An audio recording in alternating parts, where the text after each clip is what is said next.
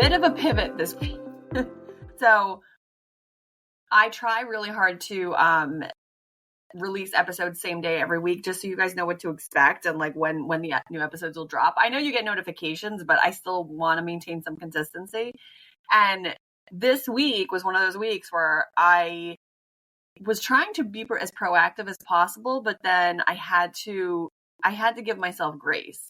Where I normally would have gotten incredibly frustrated and been like kind of raging a little bit, I just gave myself grace and said, you know what? This is one of those things that's going to have to bounce to the next day. You've all heard me talk about the rubber ball, glass ball method. Google it. It's worth it. It's helped me quite a bit with like prioritizing stuff when I was starting to feel overloaded. So I am in the midst right now of interviewing and vetting and recording for the fall season. I am so flippin' excited about the fall season and the guests that are coming on. It's like unbelievable. So just be prepared because that's coming. It's going to be really awesome. You're not going to just hear my voice anymore, guys. You're going to get other people. But it's shaping up really nicely. But that all takes a lot of work on my part. So the behind the scenes things for podcasting when you're preparing for another season, you are pulling together your guest roster. You are, researching your guests, vetting your guests, meeting your guests, recording your guests. Each guest, you want to approximate that there'll be about 3 hours or so roughly of behind the scenes work that has to happen for each guest. Because you need to have your little bio ready for them. You're going to do the recording call itself. You're going to edit the recording call. You're going to create promotional material. So like there's a lot of behind the scenes work. I actually know a lot of folks that have outsourced that. I do it all by myself. I actually happen to enjoy it, but it is a lot of work.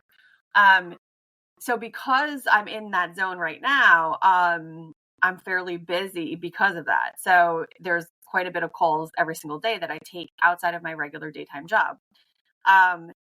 This week, my regular daytime job, my counterpart, the person that I always partner with, is on vacation. So not only am I busy with podcasts, I'm actually busy with my daytime job too, more intensely than usual because I'm also making sure that her things are getting done.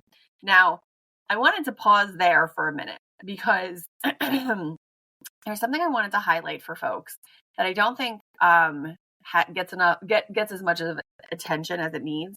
When you're in like a leadership position, or not even a leadership position, but when you're on a team, no, I'm going to go leadership position. Let me back up. When you are meant to be leading a team, and even when you're just on a team, you're supposed to be supporting people. So for a really long time, I had the image that when you are managing someone or when you're in a leadership position that you just delegate things out and it's kind of easy street and you don't really have to, do the grudge work anymore. Part of that's true. There's some components that are true. I started from the ground up in my industry in marketing and communications. I'm very familiar with every single step of the ladder. Every role that you could have in my field in client services, like I've had it. So I have a greater amount of respect and sensitivity to everybody that I work with because I've been there, I've done that, and I can help you. Now I know some folks like myself before that thought, well, once I become a manager or once I become a supervisor, I'm just delegating all that out. That's not my wheelhouse anymore. I don't need to do these things anymore. There are some elements to that are true, but a true leader is supporting people. You're actually there to help elevate other people. Yes, you have a skill set and an expertise that you can lean on and you can use it to help guide these other folks, but it doesn't mean that your job is done and is any easier. It actually is a little bit harder because you're responsible for these people that you work with. And, if you're on a team and you're the leader or you're a supervisor, what have you, you're responsible for your team and making sure your team has the tools that they need to be successful. And that sometimes takes quite a bit of work on your part because not only do you have to do your own work, but you also have to make sure that your team feels supported and that they're getting everything that they need to do their jobs. Yes, is an element of responsibility on their side too. They have to meet you 75% of the way, 60% of the way, make sure that they're pulling their weight, but you are still responsible. And that is something that I take very seriously. So, and that's part of the reason why I want to mention it, because I think quite a bit of people don't take that seriously. And to them, they're like, well, I'm a leader now. I'm a VP. I'm a president. I'm not responsible for any of this. I can just, delegate out, and you need to do it. And you know what? So what? Those are the chops. Those are the breaks, kid. If you have to stay up until midnight, 3:00 in the morning, those are the breaks. That's what happens. No, it's actually not what happens. That's what happens when things are toxic. So I wanted to take that minute here because I'm crazy this week. Yeah, but it's because I'm trying to make sure that I'm supportive of my teammate that's not here this week, because you don't ever want to come back from vacation and find out that nothing was done and that your projects are a mess. I've had that happen to me. And I'm a really big advocate of, like, you treat people how you want them to be treated. Like, it's so simple. It's such a simple lesson that we teach kids. And yet somehow when we become adults, this no longer applies. Like, hello, treat people how you want to be treated. If you yourself are struggling with mom stuff and you are like, I just need someone to give me a little grace here, or I just need a little bit of support, show up that way then. If you show up that way and you're putting that energy out there, then you are going to get that energy back. That's how it works. I had somebody compliment me. I took it as a compliment. I don't think they realized that they were complimenting me. But somebody had said to me recently, wow, you really know a lot of nice people. And I immediately was like, yeah, I do, because that's what I put out there. I try to put out the message and lead by example of, like, responsible, nice, like, respectful. And thus I hope to attract people that are in the same vibration, because I don't want anybody who's, full of drama and, all these issues and, kind of bringing people down. Like, that's not my vibe. Hectic, because I have my stuff, I have my coworker stuff, I have my, daytime stuff, I have podcast stuff, I have my family stuff. And then yesterday in particular was a bit of a mental load day, because, and I'm going to highlight this too. I had to hold on recording this until the house was empty. But I was supposed to have off yesterday. I ended up not taking off because, again, I had to fill in and I wanted to make sure things were moving along. So I was working throughout, and instead of spending time with my kids, I took them to an inside park, which, it is what it is. They were happy with that. And I was still able to do something for them. So while they played and for like 2 or 3 hours, I brought my laptop and I worked from the place to get things done, to make sure things were still moving. And then when I got home, it turned out that my husband was not in a great mood. And he was just, I don't know if he was just hangry. I don't know what it was. Sometimes you have to just not poke the bear, if you will. And I recognized, I was like, oh, his energy is off. I have to shift what I'm thinking about at this point in time. Because at that point I was like, oh, his energy is off. Wait, I have to realign what I'm going to do, because if his energy is off, then that means that I have to kind of shift things a little bit to pull some weight off of him, because his energy is off.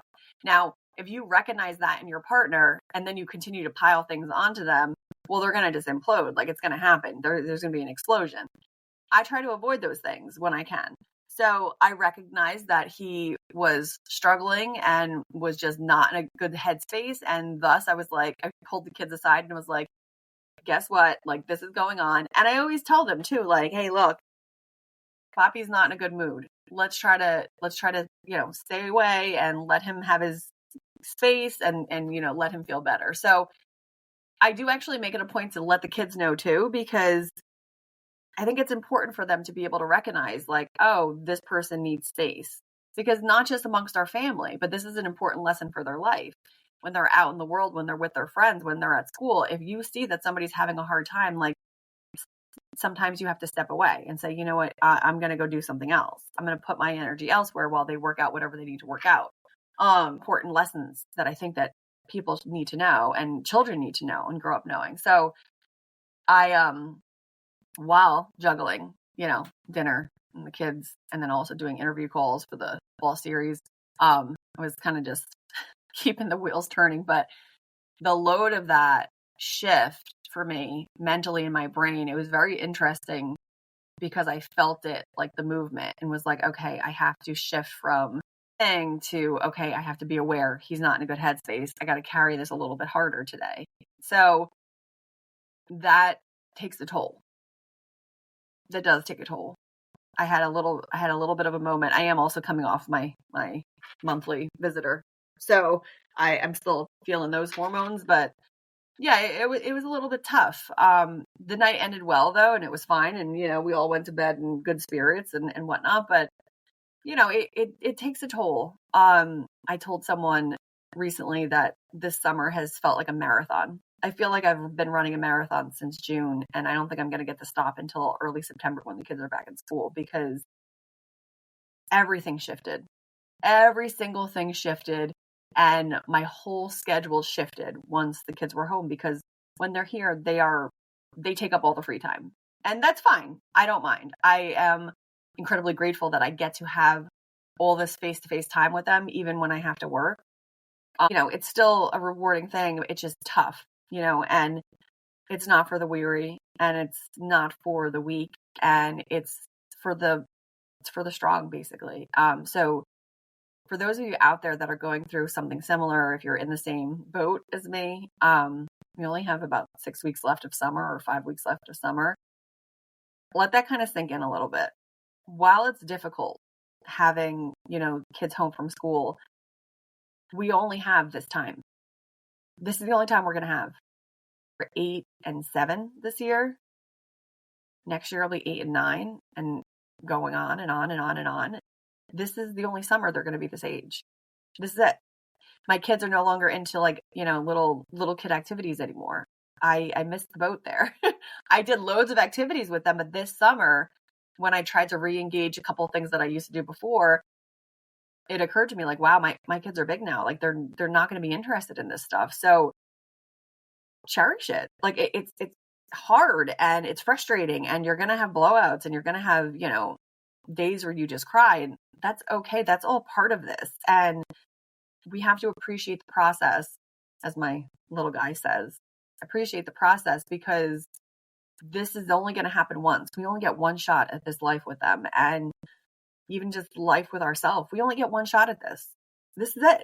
Like we have to and just envelop ourselves in every single moment, because this is all we have.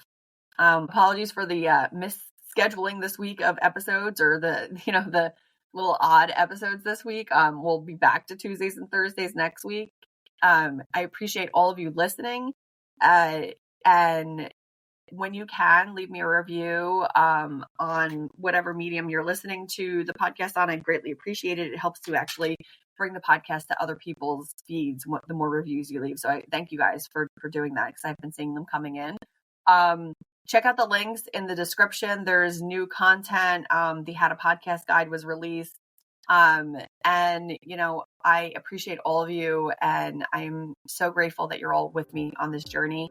I will see you on the next one. Take care, everybody.